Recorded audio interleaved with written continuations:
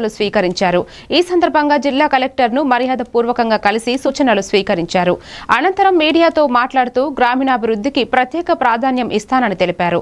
తాగునీటి సమస్యలు, పరిశుభ్రత, రహదారులు, శానిటేషన్పై దృష్టి సారించి వేగవంతమైన పనులు చేపడతామని స్పష్టం చేశారు।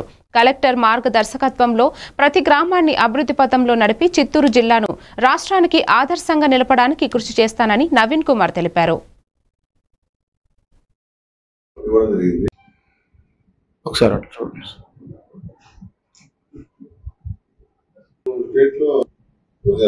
స్టేట్ ఇంటిగ్రేటెడ్ సైంటిస్ట్ అంటే సో అందువల్ల నాకు ఇవ్వడం జరిగింది। యాక్చువల్ అండర్పూర్ ఇచ్చారు, అప్పుడు అక్కడ ఖాళీ ఉండింది, ఇప్పుడు ఇక్కడ వేకెన్సీ నేను కూడా అనుకోలేదు యాక్చువల్లీ రెండుగా మార్చారు।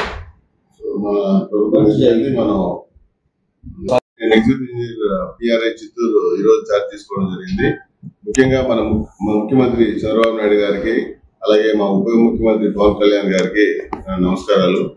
ఈరోజు నుంచి ఇచ్చిన నిర్దేశాలు ఆల్రెడీ మనం చాలా చక్కగా చేసుకోవడం జరుగుతోంది మన జిల్లాలో। దాన్ని అలాగే ఈ పురోగతిని ముందుకు తీసుకెళ్ళడానికి నా వంతు కృషి చేస్తానని తెలియజేస్తున్నాను।